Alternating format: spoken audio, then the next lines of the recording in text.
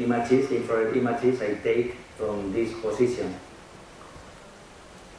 It's more short, more close to the fire cracks. So I will try the beginning. That's the beginning.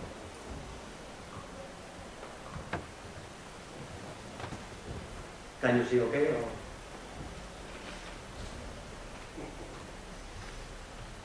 It's really impressive. El problema fue que a mitad de mascletá, pues era tal el ruido de los impactos que la conexión con la cámara se interrumpió. Entonces tuve que hacer la toma por vía analógica, ahora lo veréis, la parte final. Pero bueno, es como la guerra. It's like I am not have not been in the war, but it's similar to war. You can see the temperature of the canyons, the little canyons, no? We expect to expel the fires.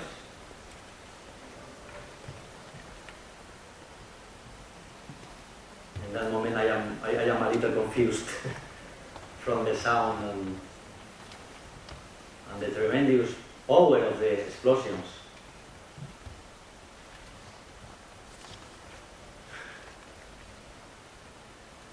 And only the final part I have not possible to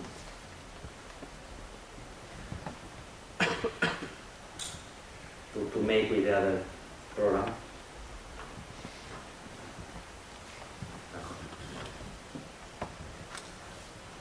Okay.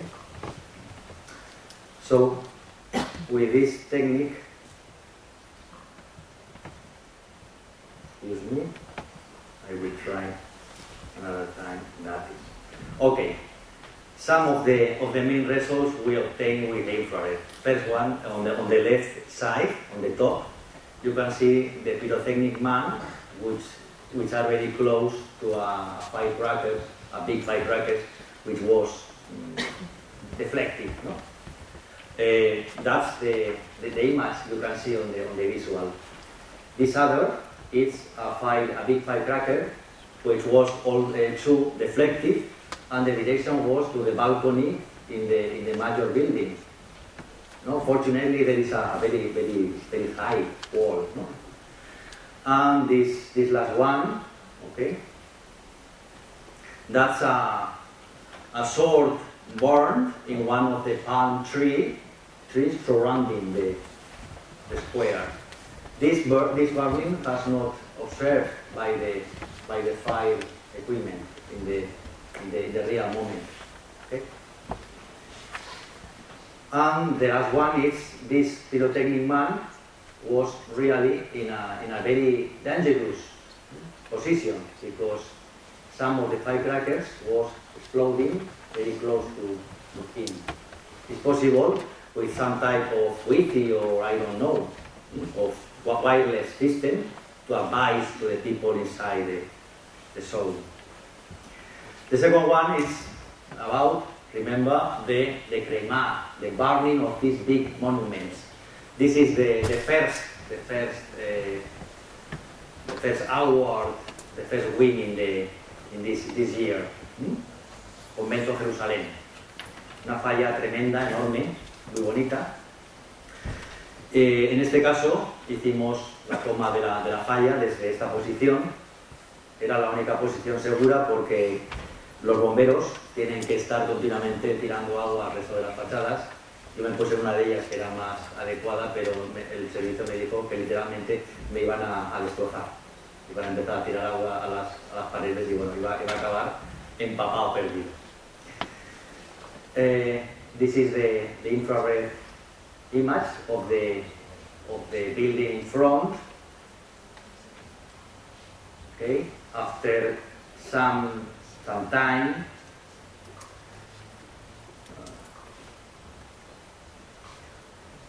and the important point about is in the first minutes after the first burning of the falla, the temperatures on the balconies, mainly on the blinders, are about 100 Celsius. So it's absolutely necessary to wet all these elements, these very light elements, with a lot of water. If not, there is a real problem about the security of this type of systems.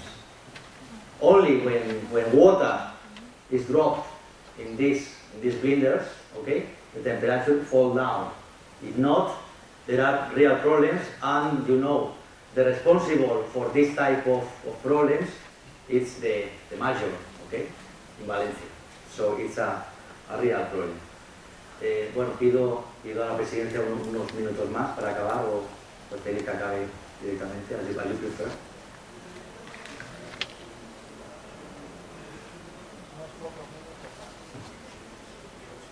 Okay, thank you. If not, I can stop as you prefer. That's the results for the second premium in fallas. It was important because we make the control of the temperatures in this other building. You can see the graph of temperature profile depending on time. In the first time, we achieved temperatures higher than 140 Celsius. These elements in the fachada was broken, was melting in this moment, and with the use of the infrared thermography, this problem could be avoided. That's the point about this study. It's possible to avoid this type of problems. Okay, we have two other results for the needle fog, the last firework, but it's too much time for me. So only the results of this study. The first point about the conclusions: any type of problem or incident inside the security perimeter could be detected, even with smoke. It's possible to follow the motion, the movement of the pyrotechnic man inside the place, even with the darkness or the smoke. And at the last time, after the mascleta, it's possible to check if any element has not been burned. So it's other important, interesting tool to help the security equipment to avoid problems of security in this type of parties.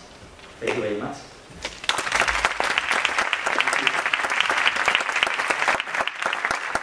I think we'll take a couple of questions.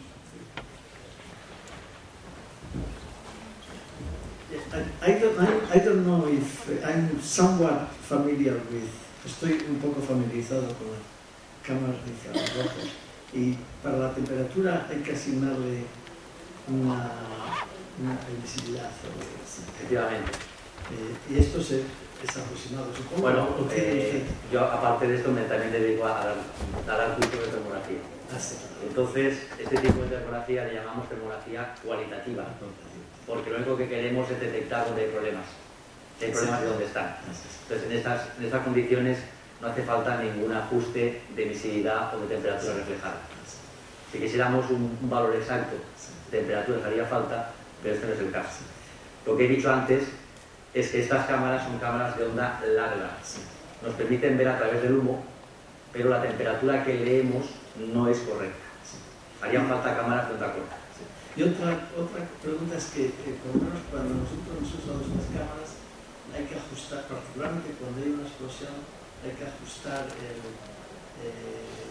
el nivel de campo. Porque si no, en el momento de la explosión se satura la cámara.